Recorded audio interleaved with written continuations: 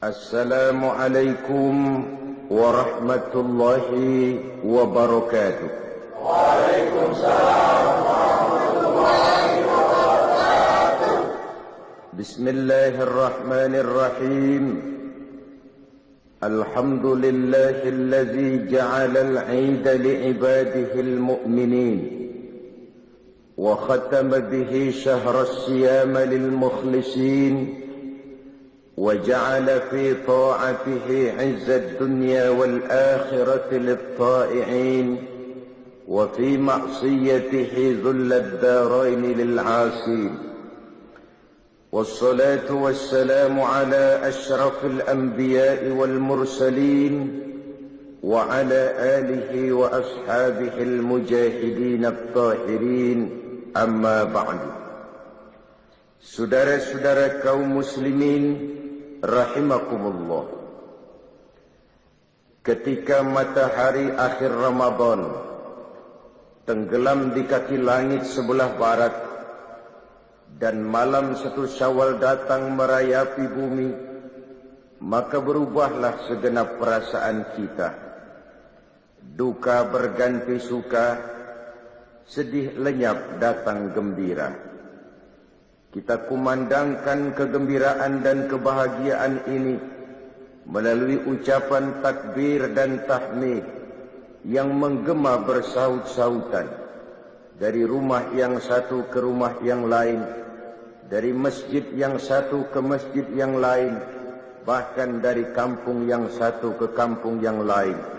Pertanda rasa syukur kita yang tiada terhingga kehadirat Allah yang Maha Esa dan Maha Kuasa. Selama Ramadan, sebulan penuh lamanya kita telah menempuh satu perjuangan yang sangat berat. Lebih berat daripada perjuangan mengangkat senjata menghancurkan musuh yang nyata. Lebih berat daripada perjuangan dengan hanya mengorbankan sebagian kecil dari harta yang kita miliki. Itulah perjuangan mengendalikan nafsu, menghadapi musuh yang tidak nampak oleh pandangan mata zahir, tetapi yang justru berada di dalam diri kita masing-masing. Kita kibarkan panji-panji kemenangan dan bendera kejayaan melalui ucapan takbir dan tahmid tadi, pertanda rasa syukur kita setelah sebulan berpuasa, melatih diri, membina takwa, mengharap ridho. Banyak di antara kita umat Islam terlalu berpegang kepada kulit luar saja di dalam merayakan Idul Fitri atau Lebaran ini.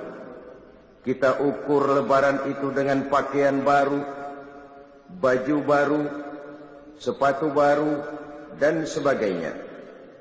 Padahal kegembiraan paling utama di dalam merayakan Idul Fitri itu tidak lain oleh karena kegembiraan kembali kepada fitrah, bersih, suci, seperti bayi baru dilahirkan oleh ibunya.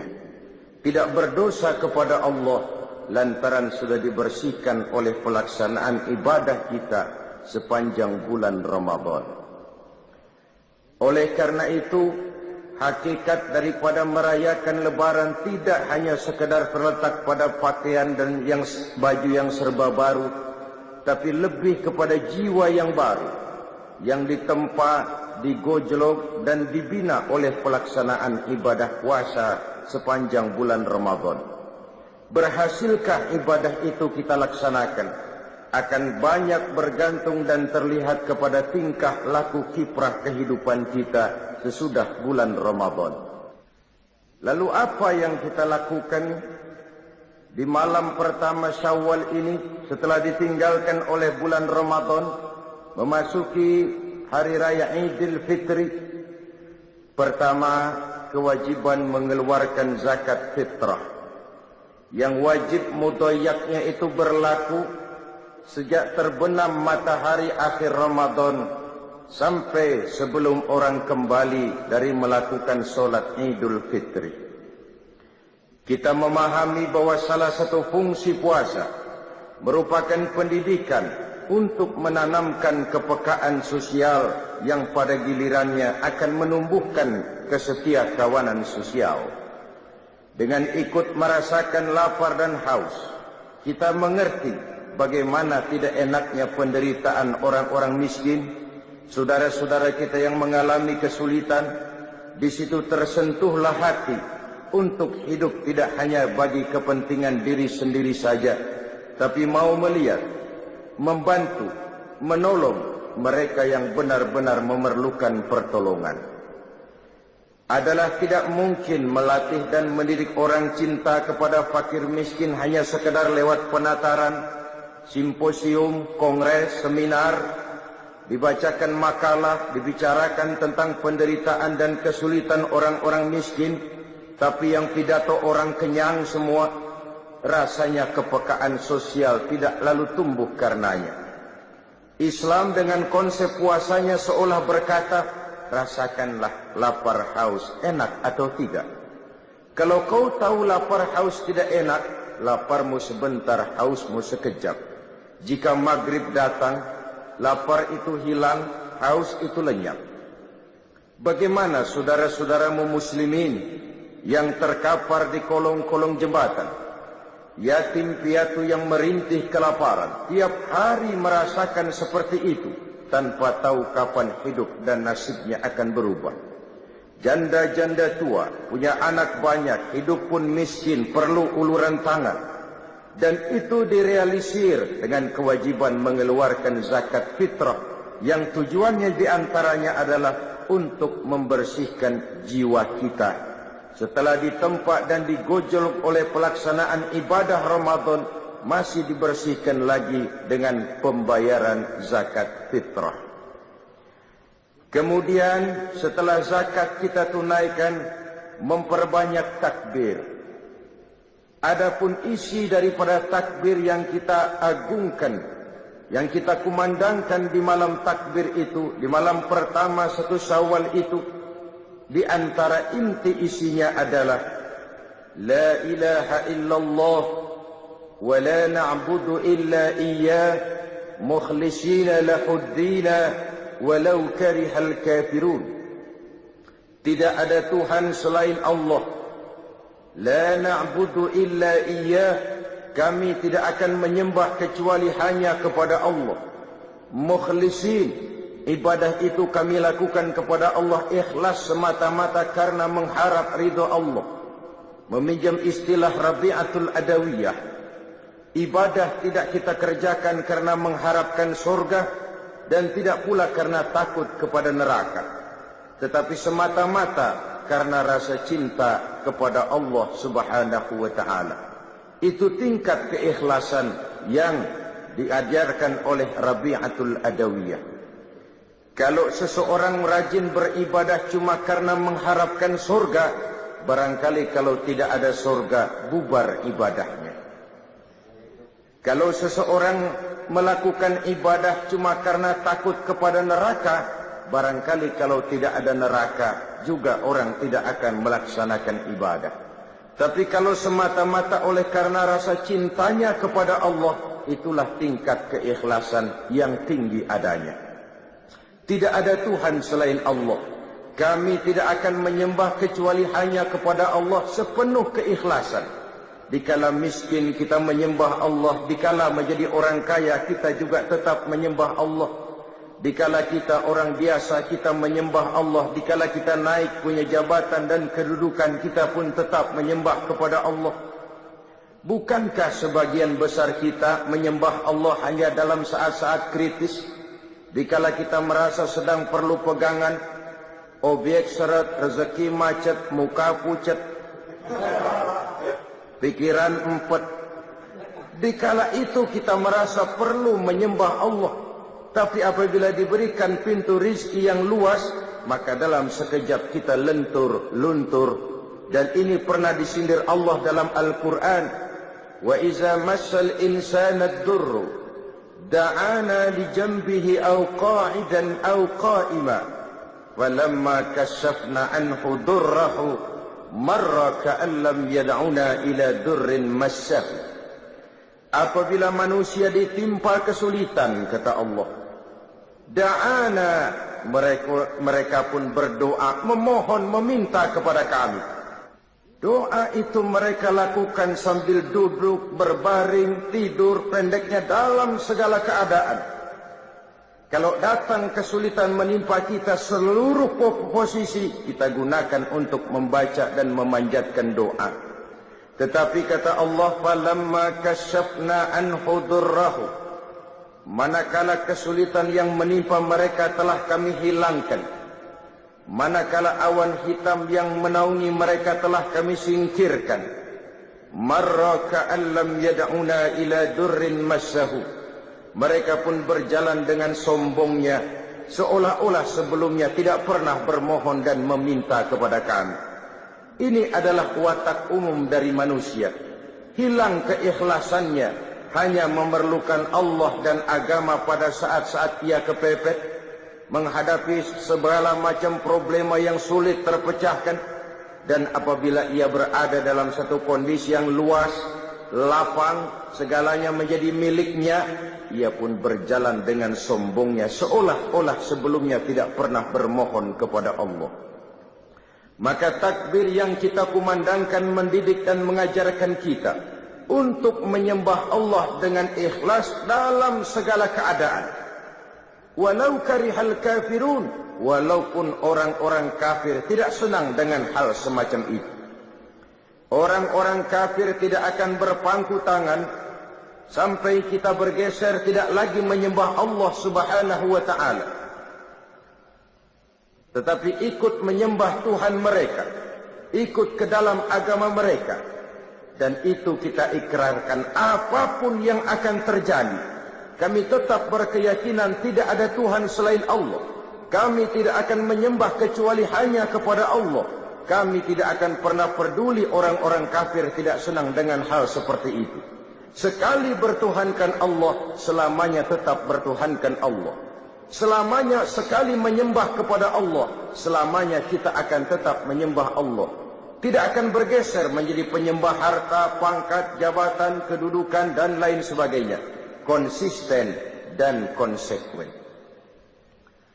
Lalu yang kedua dari isi kandungan takbir yang kita kumandangkan itu, la ilaha illallah wahdah, tidak ada Tuhan selain Allah, ia Maha Esa, tidak beranak, tidak diperanakkan, tidak satupun yang bisa diserupakan dan diumpamakan dengan dia. Sadaqa wa'dah, Allah Maha membenarkan segala janjinya. Allah Maha benar dengan segala janjinya, bahwa orang-orang yang beriman dan beramal soleh akan mendapat kebahagiaan di dunia dan di akhirat, bahwa orang-orang yang ingkar dan pembangkang akan menikmati juga azab yang teramat pedih. Allah Maha benar dengan segala janjinya. Tidak pernah sedikit pun Allah akan ingkar janji. Bahwa orang baik-baik akan ditempatkan di surganya, dan bahwa orang-orang jahat akan ditempatkan di nerakanya. Itulah janji Allah dalam kehidupan ini. Sadaqa wa'dah, Maha benar Allah dengan segala janjinya. Wa nasara 'abdah, dan Allah menolong hamba-hambanya.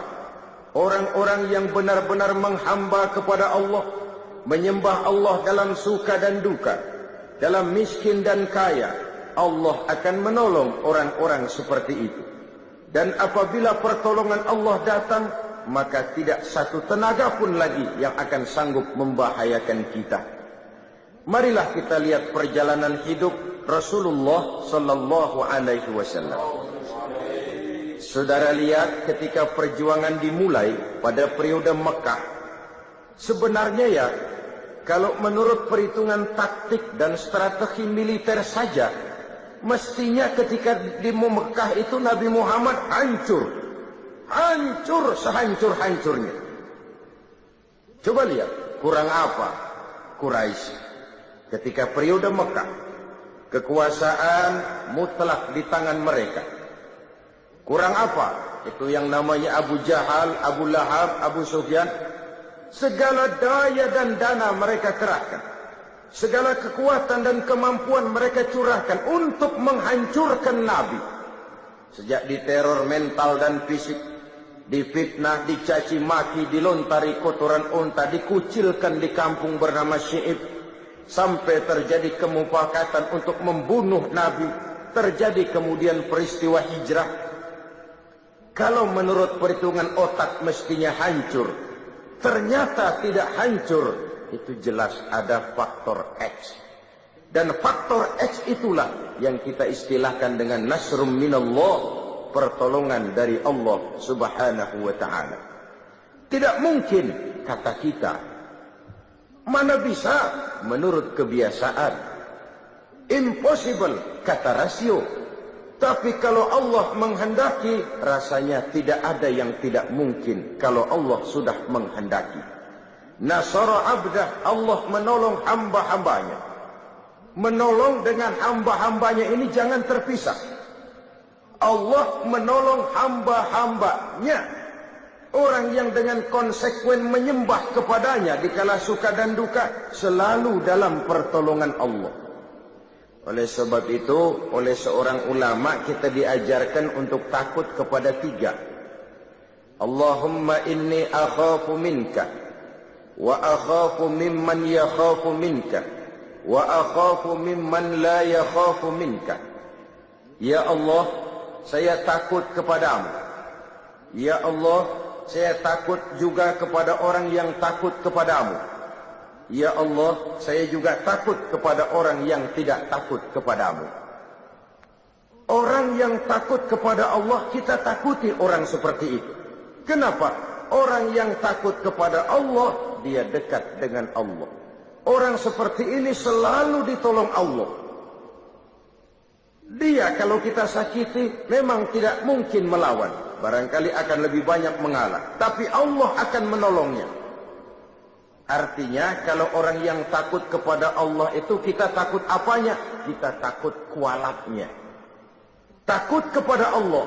Takut juga kepada orang yang takut kepada Allah. Yang ketiga, kita juga takut kepada orang yang tidak takut kepada Allah. Takut apanya? Takut sialnya. Sialnya itu yang bakal nular. Orang kalau sudah tidak takut kepada Allah, tidak ada norma.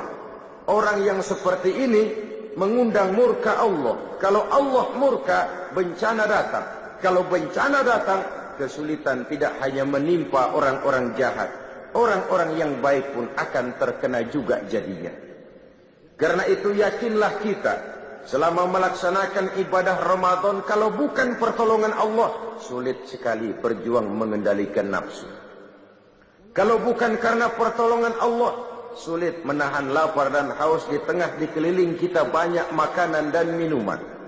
Kalau bukan karena pertolongan Allah, berat melaksanakan sholat tarawih, mengeluarkan zakat dan lain sebagainya.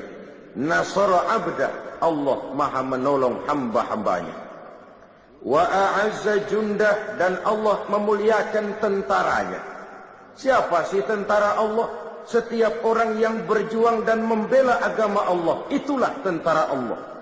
Ikhlas karena Allah semata-mata. Saudara memakmurkan majelis taklim, ikhlas untuk izul Islam wal muslimin, saudara adalah tentara Allah. Saudara menyemarakkan syiar dakwah dan Islam, ikhlas karena Allah, saudara adalah tentara Allah. Saudara tersinggung apabila agama kita ini dihina orang, dicaci maki orang, diancam orang, saudara juga adalah tentara Allah. Kita memang di zaman sekarang tidak menghadapi perang Badar seperti halnya di zaman Rasul. Kita tidak menghadapi perang Uhud, Khandaq, Khaybar dan lain sebagainya. Kita tidak berhadapan dengan ujung tombak, ujung panah, ujung pedang.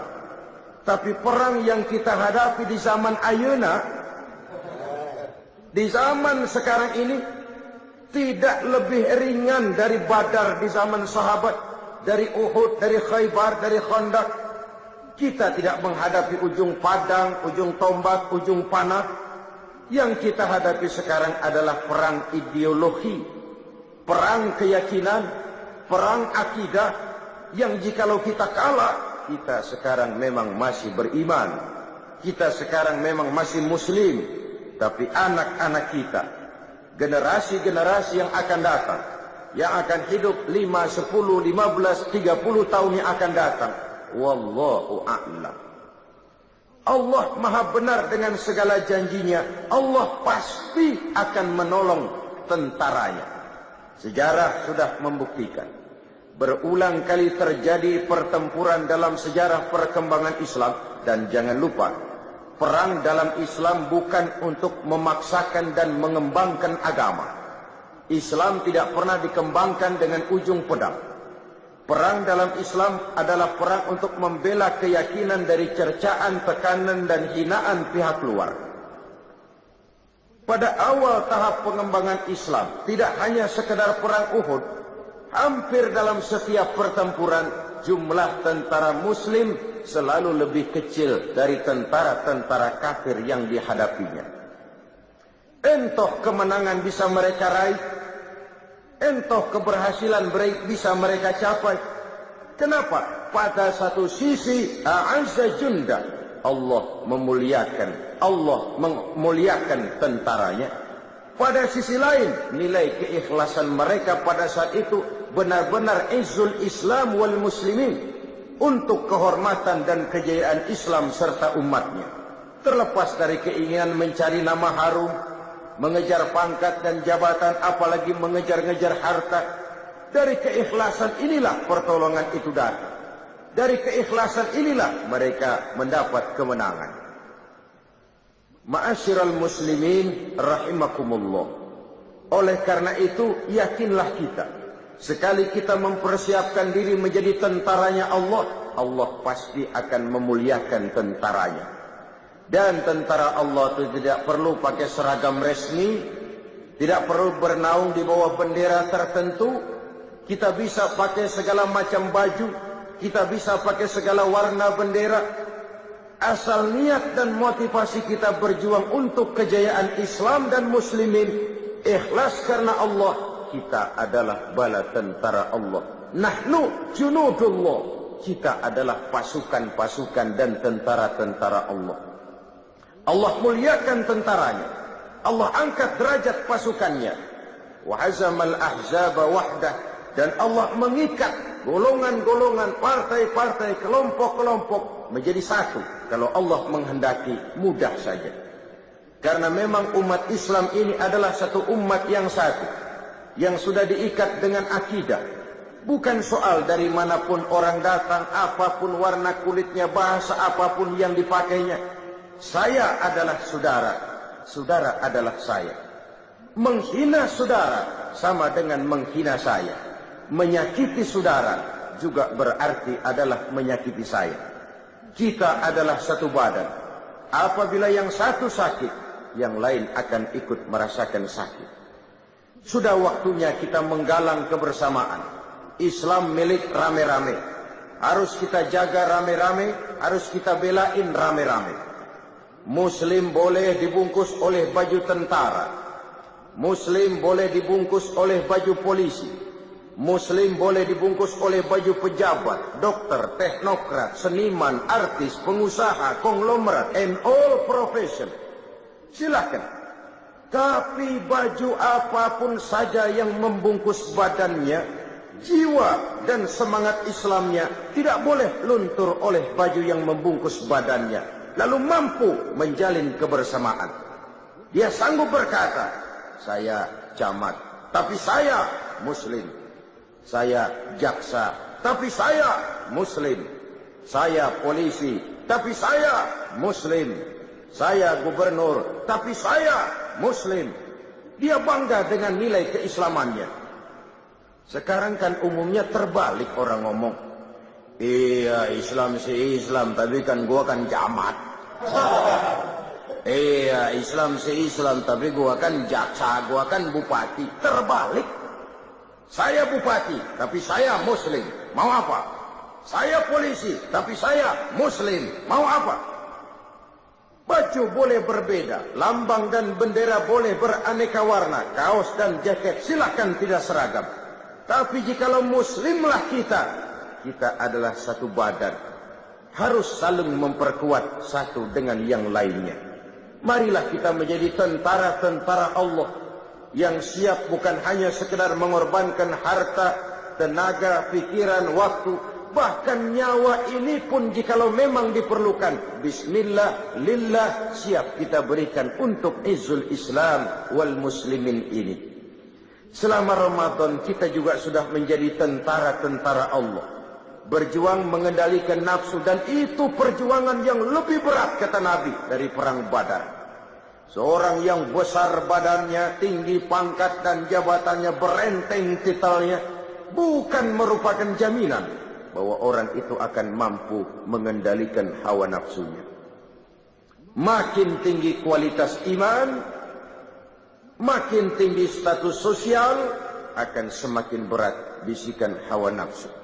Kita rayakanlah kemenangan perjuangan mengendalikan dan melawan hawa nafsu ini melalui ucapan takbir dan tahmid yang menggema bersaut-sautan.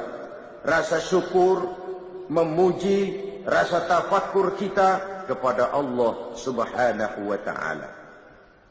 Lalu di pagi hari 1 Syawal berangkat kita melaksanakan sholat Idul Fitri. Kalau sholat Idul Fitri rasanya tidak perlu digalakkan. Kenapa? Yang kagak sembahyang juga bakalan keluar tuh hari mah. Pokoknya biar subuh kagak, Idul Fitri mah kudu. Saudara hadirin yang saya hormati, baiklah, itu toh masih lebih baik daripada tidak sholat sama sekali. Itu masih lebih baik. Sama saja ada orang berkata, Pak, bagaimana seseorang puasa tapi tidak mengerjakan sholat? Saya katakan, puasa tapi tidak sholat masih lebih baik daripada tidak sholat juga tidak puasa. Itulah kalau kita melihat dengan kacamata putih bahwa seseorang menjadi baik itu lewat proses. Tidak bisa orang dari salah kepada soleh dengan hanya simsalabim abragdabra. Ya walaupun kalau hidayah datang bisa saja, tetapi secara umum itu harus melalui proses. Dan prosesnya tentu bertahap, step by step. Taruh katalah dia belum senang sholat 5 waktu, tapi kalau Idul Fitri kan getol. Iya dah Idul Fitri dah. Biarin dah dandan habis-habisan, mandi juga pakai air kembang. Pakai kris kraton. Membelain Idul Fitri, padahal cuma sekedar sholat sunnah saja. Tapi baiklah, karena dari segi syiar ini pun baik. Apalagi dilaksanakan di lapangan, di tempat-tempat terbuka. Sehingga baik sekali kalau ada musola-musola kecil bikin panitia gabungan dilaksanakan di satu tempat. Ini kadang-kadang satu RW ada 15 musola, 15-15-nya bikin sembahyang ini. Main gengsi-gengsian. Pokoknya langgar gua kalau kagak bikin id kagak sah. Sono bikin, sini bikin, akhirnya perang speaker. Tinggal orang bengong mau sembahyang kemana. Akan lebih baik kalau dikoordinir, merupakan satu tempat yang luas yang lebih menyemarakkan syiar. Inilah umat Islam. Kami ada, kami hadir, dan kami punya eksistensi. Saudara hadirin, ma'asyiral muslimin rahimakumullah. Kita laksanakan sholat Idul Fitri di awal hari pertama pada bulan Syawal itu. Disinilah kebahagiaan itu mencapai puncaknya. Dan apabila sholat Idul Fitri itu sudah selesai, maka bubarlah kita untuk bersilaturahmi dengan sesama saudara-saudara kita. Apa yang kita lakukan setelah usai sholat Idul Fitri? Bermaaf-maafan di antara sesama kita. Kenapa itu kita lakukan? Sebab dengan pelaksanaan ibadah Ramadan, bersihlah diri kita di hadapan Allah. Jikalau ibadah puasa kita benar, kita kembali bersih seperti bayi baru dilahirkan oleh ibunya. Tidak punya dosa kepada Allah lantaran sudah dilebur oleh ibadah Ramadan. Saudara-saudara kaum muslimin rahimakumullah. Tinggal lagi dosa dan kesalahan kita di antara sesama manusia yang Allah belum akan memberikan maaf jikalau kita belum meminta maaf kepada yang bersangkutan. Dan yang lebih utama untuk dimintakan maaf dan ridhonya tidak lain adalah orang-orang tua kita, kaum kerabat, keluarga, sanak famili, teman, andai tolan, dan seterusnya. Dengan harapan, baiklah hubungan kita kepada Allah dan baik juga hubungan kita kepada sesama manusia. Kita adalah zon politiker, makhluk sosial yang hidup bermasyarakat. Dalam pergaulan sehari-hari, entah kecil, entah besar, entah sengaja, entah tidak, tentu kita pernah tersilap berbuat salah. Pada kesempatan itulah kita meminta saling memberi maaf. Disinilah hakikatnya kebahagiaan Idul Fitri. Pada kemenangan mengendalikan nafsu setelah berpuasa. Pada sikap saling maaf memaafkan. Kalau hanya sekedar pakaian baru, baju baru, makanan baru, sendal baru, mobil baru, istri baru, saya kira itu satu kebahagiaan semu.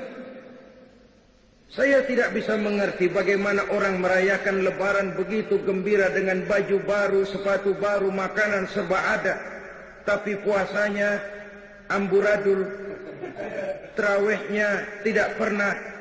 Kebahagiaan apa yang dirayakan dalam kondisi seperti itu? Kebahagiaan semu. Tidak lebih daripada kebahagiaan lipstik yang cuma sekadar kulit luarnya saja. Maka isi daripada berlebaran adalah berhalal bihalal, bersilaturahmi. Sebab itulah tradisi orang-orang tua kita baik sekali. Kalau hari raya itu anaknya dibawa semua berkunjung, diperkenalkan, inilah pamanmu, inilah keponakanmu, inilah saudaramu, ini yang encing, sebelah sono encang, sebelah sini encung, engkong, engkang, engkeng. Sehingga apa yang dikenalkan pada saat kecil akan terus teringat setelah anak menjadi besar. Oh, ini paman saya, oh itu ibu saya. Dinyalakan obor kekeluargaan sehingga jaring-jaring kekeluargaan tetap ingat dengan lekat dalam hatinya. Pan kalau anak-anak kita mau sekarang mendingan diajak ke kebun binatang daripada lebaran ke rumah keluarganya. Apa enak bisa ngeliatin uak.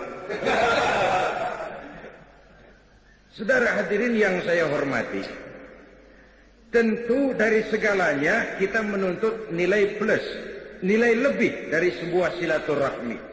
Untuk itu Rasulullah Sallallahu Alaihi Wasallam pernah mengajarkan ada 3 sifat utama yang merupakan nilai lebih dari kehidupan seorang muslim, yaitu an tu'tiya man haramaka wa tasila man qata'aka wa tuhsina ila man asa'a ilaika.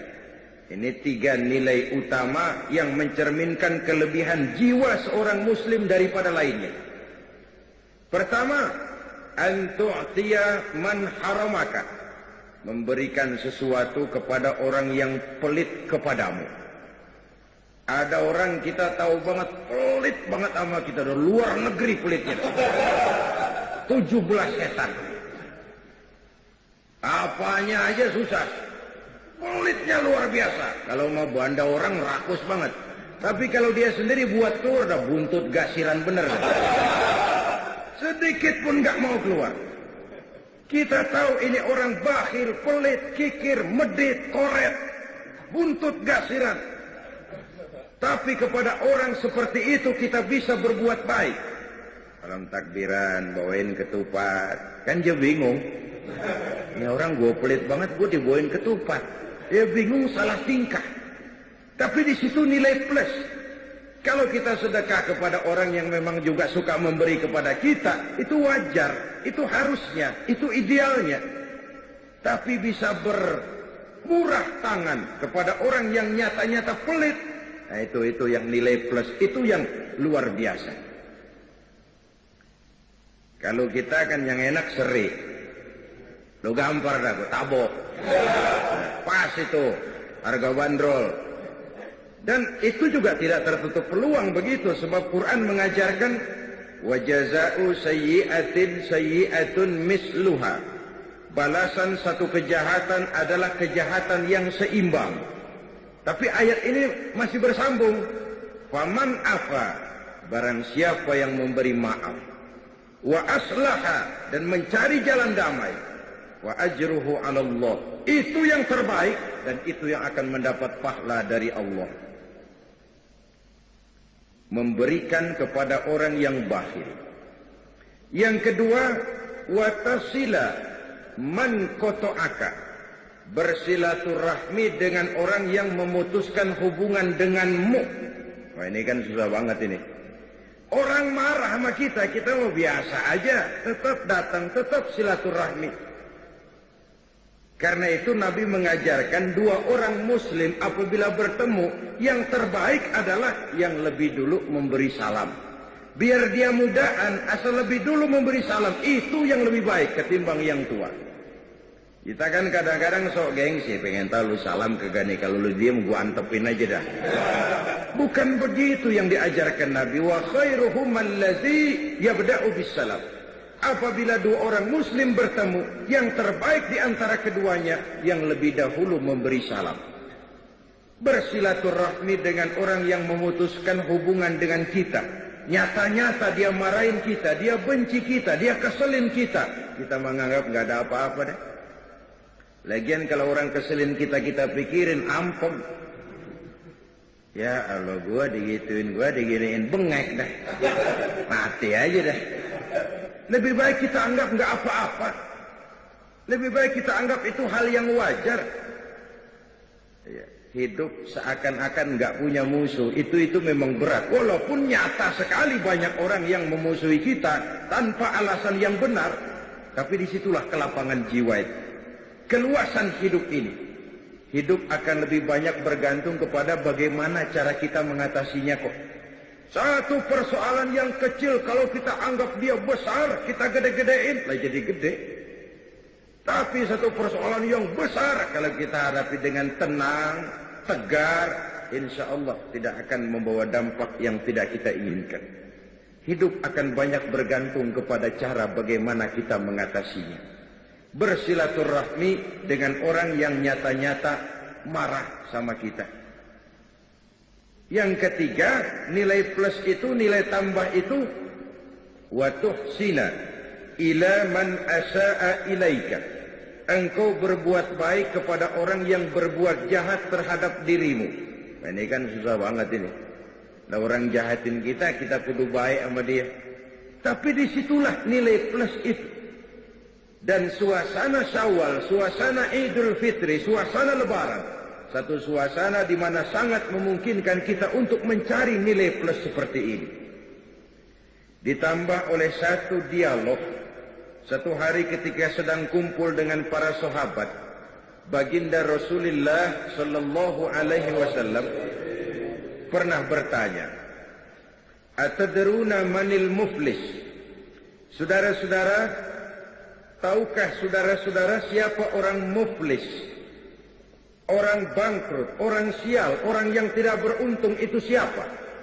Macam-macam jawaban sahabat. Di antaranya ada yang jawab, "Ya Rasul, al-muflisu fina man la dirham lahu wa la mata." Menurut pendapat kami ya Rasul, orang sial, orang bangkrut, orang yang tidak punya dirham, tidak punya uang, tidak punya harta. Ini jawaban sebagian sahabat, dan kayaknya ya begini jawaban sebagian besar orang sekarang. Siapa yang banyak duit? Raja. Yang nggak punya duit? Selamat bengong. Apalagi udah dekat lebaran kayak begini, orang udah pada kalap. Yang mau pulang mudik, yang pegawai negeri, gajinya kecil, anaknya banyak, kepalanya ngebet. Konsentrasi ibadah mulai buyar. Begitu jawaban sahabat dan begitu jawaban banyak orang. Uang adalah raja. Orang yang banyak duit sama yang kagak punya duit, jangan gaya hidupnya, jalannya aja lain. Baru jalannya udah lain. Ya sama juga orang kalau kerja di bangunan, lihatin dah. Hari Rebo sama hari Sabtu jalannya lain. Hari Sabtu mau gagah uang ada nyingsot lagi. Kenapa? Ada yang dikantongin. Ini sugesti. Sampai seorang penyair Arab pernah bilang, Uang itu di mana-mana. Taksur rijala mahabatan wa jalalah. Bikin gagah orang yang memilikinya.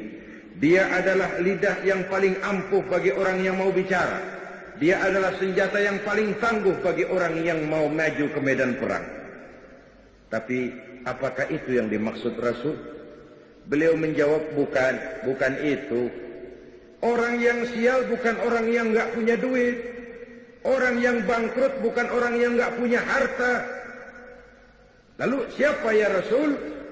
Innal muflisa min ummati. Orang-orang yang sial, yang bangkrut dari golongan umatku. Umatku. Rasul tidak bicara Yahudi, Nasrani, Majusi. Umatku. Kita ini. Siapa mereka? Kata Rasul, mayyati yaumal qiyamah bisolatin wa siyamin wa zakatin. Orang yang di hari kiamat nanti datang menghadap Allah dengan membawa pahala puasa, pahala zakat, pahala solat, semua dia bawa. Dia setorkan kepada Allah. Tuhan, ini pahala sembahyang saya. Nih puasa yang sembahyang wajib, nih yang sunnah. Belah mari rawatib, belah sini nawafil, laporan, selesai. Tuhan, ini pahala zakat saya. Tuhan, ini pahala puasa saya. Ini yang puasa Ramadan, ini yang puasa sunnah 6 hari bulan Syawal, ini yang puasa Senin Kemis, ini yang puasa Nazar. Di satu pihak dia datang menyetorkan amal kebajikan. Tapi di lain pihak kata Nabi, wa ya'ti qad syatama haza. Dia juga datang bawa dosa karena pernah mencaci maki orang lain. Wa qazafa haza, pernah memfitnah orang lain. Wa akala mala haza, pernah memakan harta orang dengan cara yang zalim. Wa syafaka dama haza, pernah mengalirkan darah orang lain tanpa alasan yang benar. Kalau ini yang terjadi, di satu pihak datang membawa pahala kebaikan, di lain pihak datang membawa dosa karena menyangkut urusan manusia, apa yang terjadi? Lagi enak-enak dia laporan, Tuhan nih pahala sembahyang saya nih. Datang orang dari sebelah kirinya, ntar dulu Tuhan. Apa mas? Ini orang memang benar tukang sembahyang. Cuma waktu di dunia saya pernah dicaci maki tanpa salah. Di depan umum habis dibikin malu saya, diperong muka saya. Hancur hati saya. Karena kelemahan saya tidak sanggup menuntutnya di dunia. Sekarang saya menuntut keadilan. Benar. Ini orang pernah kamu caci maki. Benar Tuhan. Kamu belum sempat minta maaf sama dia. Benar Tuhan. Jiniin pahala sembahyang lo tuh. Kasihin tuh orang yang kamu caci maki.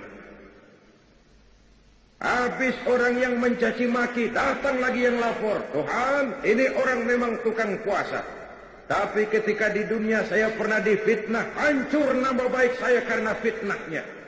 Di dunia saya tidak bisa menuntut. Sekarang saya menuntut keadilan. Benar, benar Tuhan.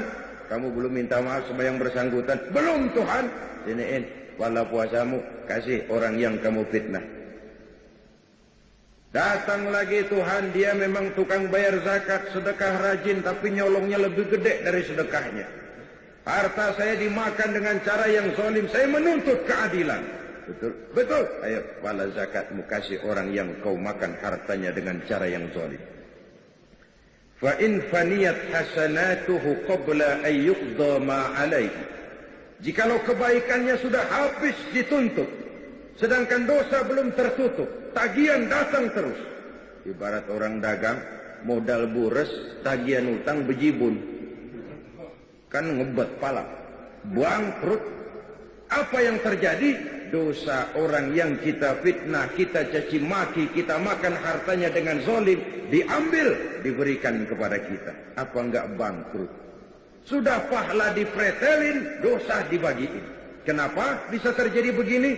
Orang ini cuma baik hubungannya kepada Allah, tapi tidak baik hubungannya kepada sesama manusia. Hablum minallahnya hebat, tapi hablum minan nasnya acak-acakan. Akhirnya dia jadi bangkrut di padang mahsyar dan di akhirat nanti. Oleh karena itu agama mengajarkan dan menuntut keseimbangan. Baik hubungan kita kepada Allah dan baik juga hubungan kita kepada sesama manusia. Momentum di bulan Syawal merayakan Idul Fitri isinya adalah silaturahmi. Silaturahmi adalah media untuk memudahkan komunikasi.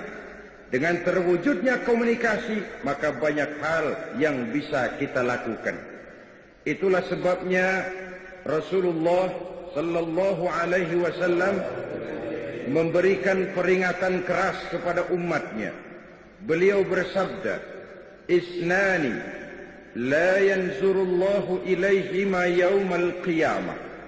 Ada dua golongan manusia yang di hari kiamat nanti tidak akan dipandang oleh Allah, tidak akan diopeni oleh Allah, alias didiemin, diantepin, dilihatin aja. Orang pada diopenin, dia enggak. Subhanallah. Saudara-saudara, di dunia ini kita didiemin aja mau mertua udah bingung. Ini mertua gua kenapa nih kalau salah ngomong nih mah diem aja. Bingung kita. Di padang mahsyar didiemin oleh Allah dua golongan manusia.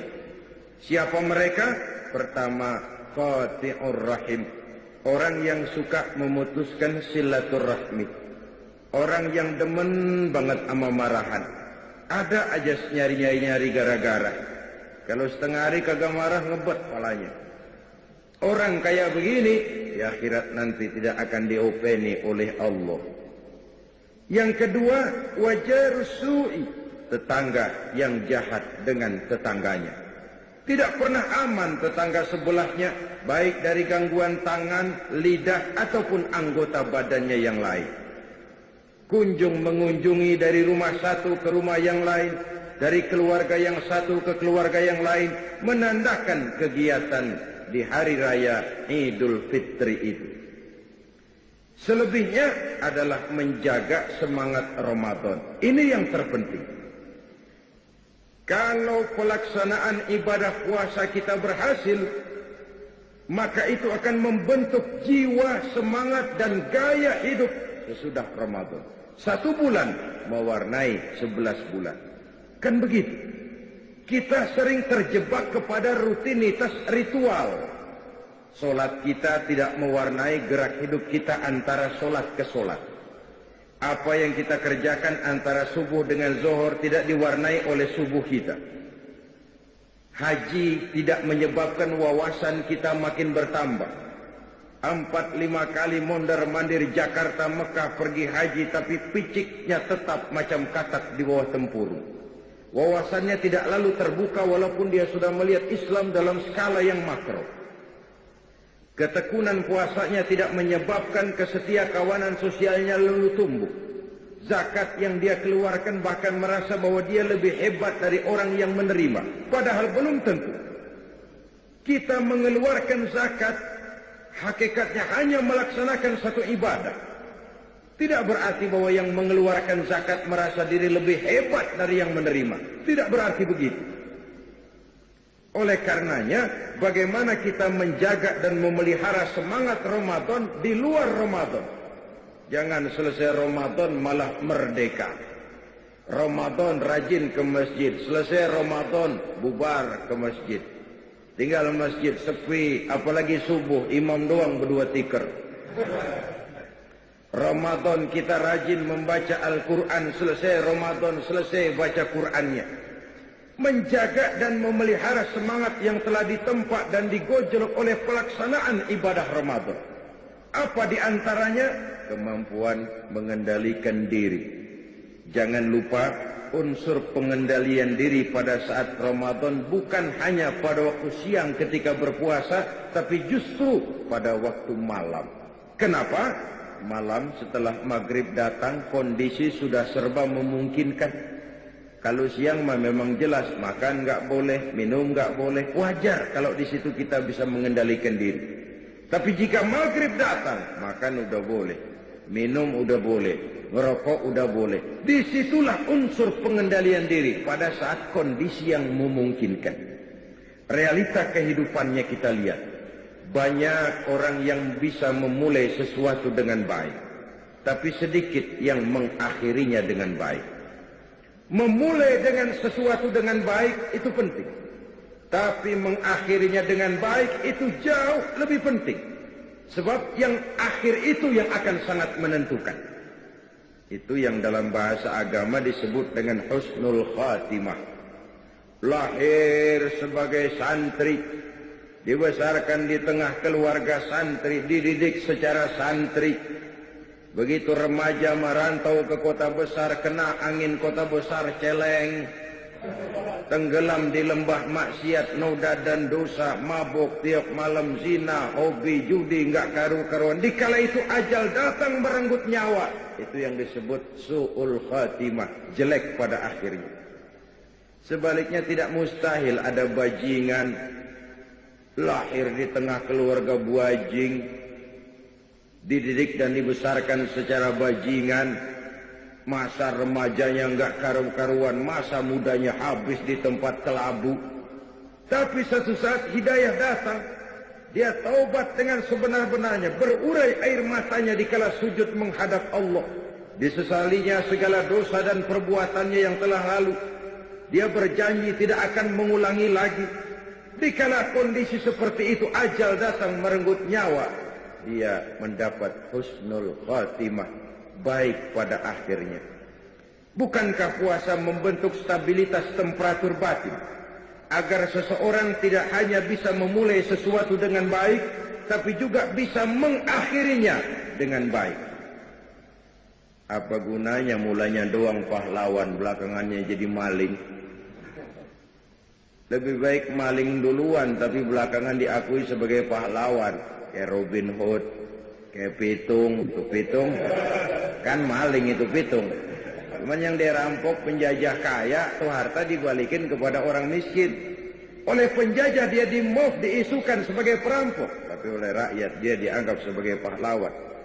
Mendingan dianggap maling baru kemudian jadi ternyata pahlawan, ketimbang disanjung sebagai pahlawan besar, pemimpin besar, ternyata belakangan maling besar.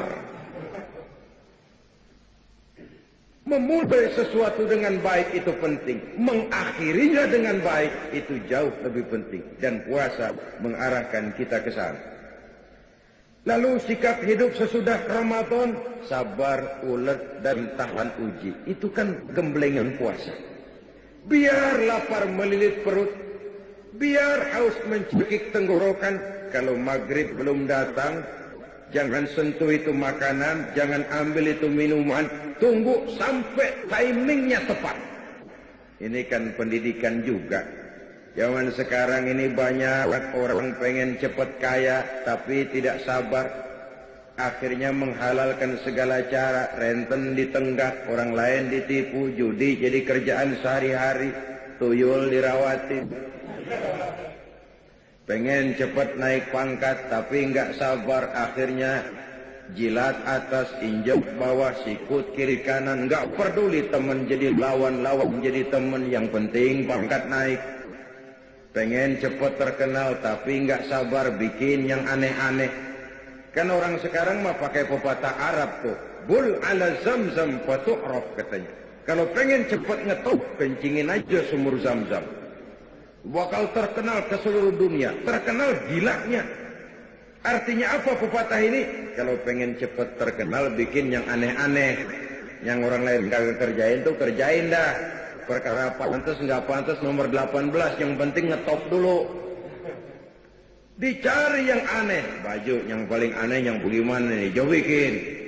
Rambut yang paling aneh yang bagaimana nih, buntut tikus, jauh bikin. Ini sepatu yang paling aneh yang bagaimana, ngikut, mau pantas kek, mau kagak kek, urusan nanti. Yang penting ngetop aja dulu. Puasa melatih kita sabar. Hidup ini cuma nunggu giliran. Di balik musibah selalu ada hikmah. Cuma mata kita yang sering tidak bisa menerima kenyataan, tidak mengerti rahasia di balik sesuatu. Hidup cuma sekadar nunggu giliran. Ada saat datang, ada saat pergi. Ada yang lahir, ada yang mati. Sekarang dia miskin, esok dia naik ke atas memegang peranan. Hari ini dia di atas, lain hari dia turun ke bawah. Wa tilkal ayyamu nudawiluha bainan nas. Hari itu kami putar di antara manusia. Hidup beredar seperti roda pedati. Makanya kata orang-orang tua dulu, kalau lu lagi sehat, kudu ingat-ingat bakal sakit. Kalau sakit, kudu ingat-ingat bakalan sehat. Kalau hidup, kudu ingat-ingat bakalan mati. Kalau kaya kudu ingat-ingat bakalan miskin. Kalau nggak ingat begitu, kita akan terjebak akhirnya jadi Fir'aun kecil. Yang kaya berusaha sekuat tenaga agar jangan sampai jatuh miskin. Yang sudah punya kedudukan berusaha sekuat tenaga agar tidak turun-turun. Maka bergantungnya kepada manusia makin kuat. Padahal makin kita gantungkan hidup kepada manusia, semakin harus bersiap kita untuk kecewa. Kan begitu katanya rezeki, ya rezeki itu kan pangkat, harta, jodoh. Itu kayak bayangan. Kita diam, dia diam, kita lari kencengan dia. Sehingga orang sering mengeluh, dasar yang bukan rezeki, ubek-ubek kagak dapat, begitu gue diam orang bawain. Itu yang namanya misteri. Oleh karena itu, sabar, ulet, dan tahan uji. Tidak mudah putus asa, tidak mudah tidak mudah frustasi, lapang jiwa, luas pandangan, dan selalu husnuzon, baik sangka kepada Allah Subhanahu wa ta'ala. Itu sebabnya Nabi pernah menjamin, ajaban li amril muslim, inna amrahu kullahu lahu khair. Aku heran urusan umat Islam ini. Segala persoalan baik bagi dia kalau dia nggak salah terima. Itu aja kuncinya. Kalau dia miskin, dia berkata, alhamdulillah kita miskin. Mudah-mudahan di akhirat nanti pemeriksaannya kagak lama-lama kayak orang kaya. Nah kan enak itu. Nah miskin apaan yang mau dikebet, emang yang mau diperiksa kagak. Tapi kalau dia kaya, alhamdulillah saya diberikan amanah harta. Mudah-mudahan harta ini bisa menunjang ibadah saya kepada Allah. Dalam posisi kaya, alhamdulillah. Dalam posisi miskin, alhamdulillah. Ajaban li amril muslim, inna amrahu kullahu lahu khair. Aku heran urusan orang Islam. Semua perkara bisa jadi baik bagi dia kalau dia nggak salah tanggap, kalau dia nggak salah terima. Mampu melihat hikmah di balik musibah. Sabar, ulet, dan tahan uji. Lalu sikap mental sesudah Ramadan, menjadi manusia yang ikhlas, berbuat tanpa pamrih. Kenapa? Karena puasa memang ibadah abstrak. Kita tidak dapat sugesti kalau kita puasa. Kalau sholat kelihatan orang rada semangetan emang. Bayar zakat, nyantunin yatim, apalagi pakai panggil wartawan, di shot dengan televisi, kelihatan kita pemurah ngasih orang. Wah, unsur sugestinya besar. Haji, apalagi haji, sekampung orang nganterin, udah kayak jenderal gitu. Orang haji itu kan perginya pulangnya raja. Unsur sugestinya besar. Tapi puasa, siapa yang mau nyemangetin puasa? Oh, puasanya hebat, puasanya hebat. Apa yang hebat orang nggak kelihatan. Unsur sugestinya kurang. Kalau toh kita laksanakan, itu tidak lain karena panggilan iman semata-mata. Maka puasa ini sulit terserang penyakit riya. Ibadah-ibadah yang lain oleh karena kelihatan orang, dia mudah terserang oleh penyakit riya. Karena itulah seharusnya jiwa yang digojlok, dibina dan ditempa oleh pelaksanaan ibadah Ramadan semakin membuat manusia mampu untuk berbuat tanpa pamrih. Ikhlas karena Allah lebih mengutamakan kepentingan orang banyak daripada kepentingan pribadi, keluarga, dan golongan. Kalau tidak, kita akan terserang penyakit tamak bin rakus alias serakah. Ini juga sudah digambarkan oleh perjalanan puasa. Coba aja kalau lagi mau menggerib bulan puasa, kira-kira jam 4, jam 5. Rasanya apaan aja mau kita minum, apaan aja mau kita makan. Minuman udah berjejer kayak orang antri. Makanan segala macam makanan ada di atas meja. Rasanya kalau boleh orang lain jangan kebagian. Kalau bisa semuanya saja buat saya, orang lain nggak usah. Begitu menggebu. Padahal jika maghrib datang, tetak seteguk air, sepotong roti, 2-3 butir korma, kenyang itu datang. Kemana keinginan yang tadi begitu menggebu? Itu nafsu namanya. Dan mental seperti inilah yang sangat menghambat bagi terwujudnya usaha pemerataan pembangunan di Republik Indonesia ini. Sehingga kue-kue pembangunan itu tidak terbagi secara merata. Yang di atas gede, bawah kecil, mikin netes, mikin dikit. Kenapa? Akibat adanya mental tamak bin rakus alias rakah. Orang lain nggak boleh kebagian. Oleh puasa kita dididik untuk sederhana. Kenapa? Karena kita menyadari bahwa kalau sudah kena seteguk air, sepotong roti, 2-3 butir kurma, kenyang itu datang. Nafsu memang tidak pernah kenal puas, tidak pernah kenal cukup, dan tidak pernah kenal berhenti.